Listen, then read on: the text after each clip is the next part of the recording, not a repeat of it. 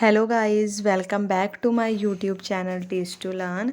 जैसा कि आपको पता है, हमने एनसीईआरटी की सीरीज़ स्टार्ट करी है जिसमें हमने क्लास 7th की फुल एनसीईआरटी की साइंस को कंप्लीट कर लिया है और क्लास 8th के भी ऑलरेडी हम 11 चैप्टर्स कर चुके हैं। अब हमने 12th चैप्टर जो कि सम नेचुरल फिनोमिना उसको हमने स्टार्ट किया हुआ है और इसी चैप्टर में हमने सबसे पहले लाइटनिंग देखा और उसके बाद हम अर्थक्वेक के बारे में स्टडी कर रहे हैं। सबसे पहले हमने अर्थक्वेक को जाना कि आखिर अर्थक्वेक होता क्या है। फिर प्रीवियस वीडियो में हमने बहुत ही अच्छे से और बहुत ही डिटेल में अर्थक्वेक के कॉजेज़ को स्टडी किया कि आखिर क्या क्या वो रीज़न्स हैं जिसके कारण अर्थक्वेक आता है। देन हमने अर्थक्वेक की वेव्स को मींस सिस्मिक वेव्स को मापने वाले जो इंस्ट्रूमेंट होता है सिस्मोग्राफ, इसके बारे में भी स्टडी करा बहुत अच्छे से। हमने इसके एक वीडियो देखी जिसमें हमने समझा कि ठीक है ये वर्क कैसे करता है। आज की वीडियो में हम जानेंगे कि अगर अर्थक्वेक आ जाए तो हम इससे अपने आप को प्रोटेक्ट कैसे कर सकते हैं। तो ये है आज की वीडियो का हमारा फर्स्ट टॉपिक और इस चैप्टर का लास्ट टॉपिक है ये। तो इसके बाद हमारा क्लास 8th का 12th चैप्टर भी पूरा का पूरा कंप्लीट हो जाएगा। तो चलिए हम अपने आज के टॉपिक को स्टार्ट करते हैं। उससे पहले मैं आपको बताना चाहूँगी, अगर आपने अभी तक प्रीवियस वीडियोज़ नहीं देखी हैं तो नो नीड टू वरी, आप डिस्क्रिप्शन में दिए गए लिंक से उसे ईजिली देख सकते हैं। तो चलिए हम स्टार्ट करते हैं।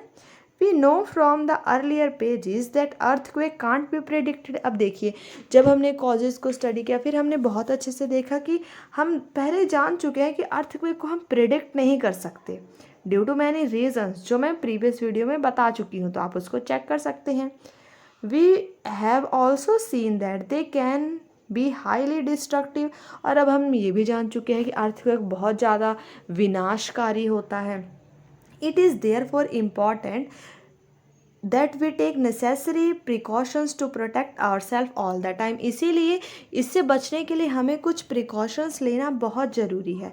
People living in seismic zone where the earthquake are more likely to occur have to be specially prepared।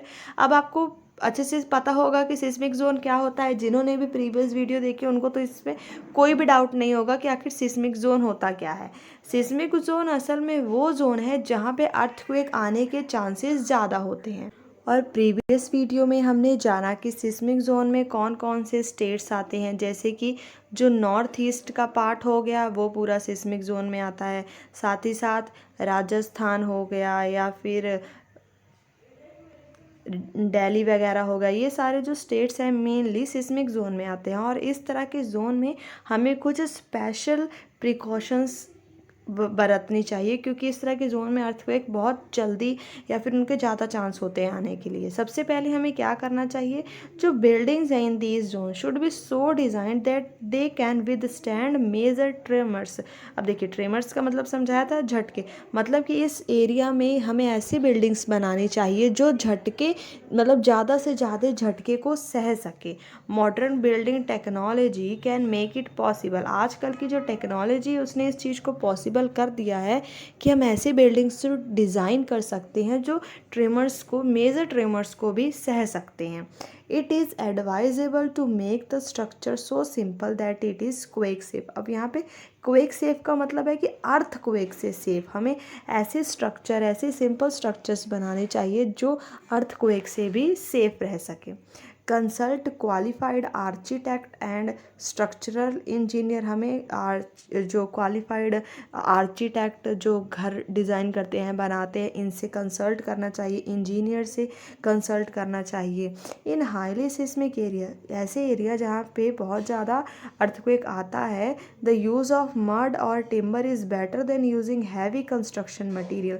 इस तरह के एरिया में हमें मिट्टी वाले घर को ज़्यादा प्रेफरेंस देनी चाहिए रादर देन हम ईंटों पत्थरों के अलावा। Keep roof as light as possible. उस जो सिस्मिक एरिया में हमें जो रूफ्स है बहुत लाइट रखनी चाहिए, जितना ज़्यादा पॉसिबल हो सके उतना छतों को हमें हल्का रखना चाहिए। ऐसा क्यों? क्योंकि अगर वो अर्थक्वेक में अगर वो गिर भी जाएं तो जो डैमेज हो वो ज़्यादा हैवी ना हो, क्योंकि अब छतें हैं, उसके नीचे हम बैठे हुए हैं, अगर ये ज़्यादा हैवी होगी और अर्थक्वेक आ गया और हमें संभलने का मौका नहीं मिला तो ये तो हमारे ऊपर गिर जाएगी। और अगर वहीं दूसरी तरफ अगर ये थोड़ी सी हल्की है तो अगर ये ऊपर गिर भी गई तो इससे जो होने वाला डैमेज है वो थोड़ा सा कम होगा। It is better if the cardboard and shelves are fixed on the walls so that they do not fall easily। मतलब कि जो शेल्व्स हम ऐसे ऊपर बना देते हैं, ये कह रहे हैं कि वॉल्स में ही फिक्स कर दो कप वगैरह रखने के लिए, ताकि अगर अर्थक्वेक आए तो उससे डायरेक्ट ही हमारे ऊपर सीधा गिरने का चांस थोड़ा घट रहे। इस तरह अर्थक्वेक आएगा, अगर गिरेगा भी तो पहली बात ईजिली गिरेगा नहीं, अगर गिरेगा भी तो हमारे ऊपर गिरने का चांस काफ़ी घट रहेगा और हम उससे बच भी जाएंगे। Be careful where you hang wall clocks.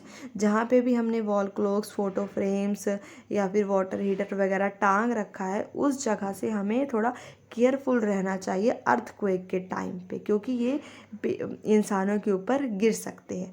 Since some buildings में catch fire due to an earthquake. अब जैसे कि हमें पता है कुछ बिल्डिंग्स में फायर भी कैच हो जाती है, मतलब कि आग भी लग जाती है अर्थक्वेक के कारण। जब अर्थक्वेक आता है चीज़ें हिलती डुलती है, गैस सिलेंडर वगैरह लगा है फट जाता है, तो इसके कारण क्या है, आग भी लग जाती है।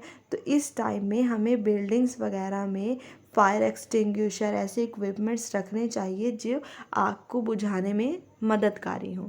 The central building research institute Roorkee has developed know how to make quake resistant houses. अब देखिए, ऐसे हाउसेस जो अर्थक्वेक से हमें बचा सके, इस हाउसेस को बनाने की जिम्मेदारी सेंट्रल बिल्डिंग रिसर्च इंस्टीट्यूट जो कि रूकी है वहाँ पे डेवलप किया गया है इस तरह की इंस्टीट्यूट को, ताकि वो क्वेक रेजिस्टेंट हाउसेस बना सके।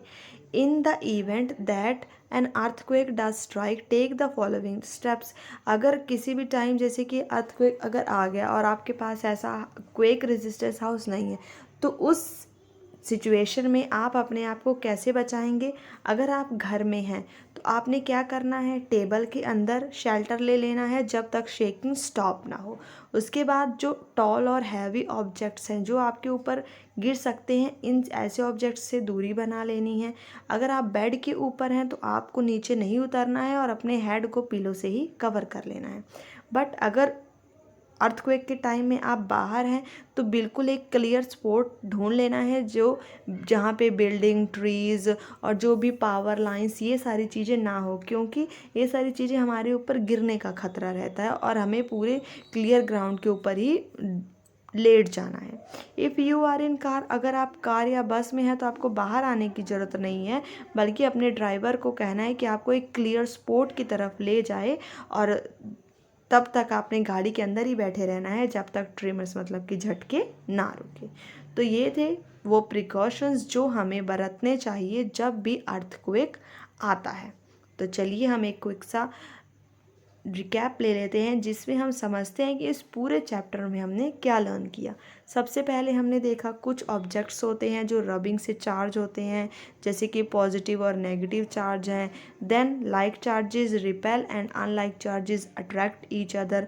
जो चार्ज रबिंग से प्रोड्यूस होता है उसको हम स्टैटिक चार्ज कहते हैं और जो चार्ज मूव करता है उसको हम इलेक्ट्रिक करंट कहते हैं। देन हमने देखा इलेक्ट्रोस्कोप के बारे में जो डिटेक्ट करता है कि कोई भी बॉडी चार्ज है या फिर नहीं, और जो प्रोसेस है चार्ज्ड बॉडी से चार्ज अर्थ में ट्रांसफ़र करने का, उसे ही हम क्या कहते हैं, अर्थिंग कहते हैं। The process of electric discharge between cloud and earth और between different clouds called lightning. और फिर हमने लाइटनिंग को समझा कि जो इलेक्ट्रिक डिस्चार्ज होता है या तो दो क्लाउड्स के बीच में या फिर क्लाउड और अर्थ के बीच में, उसे ही हम लाइटनिंग कहते हैं।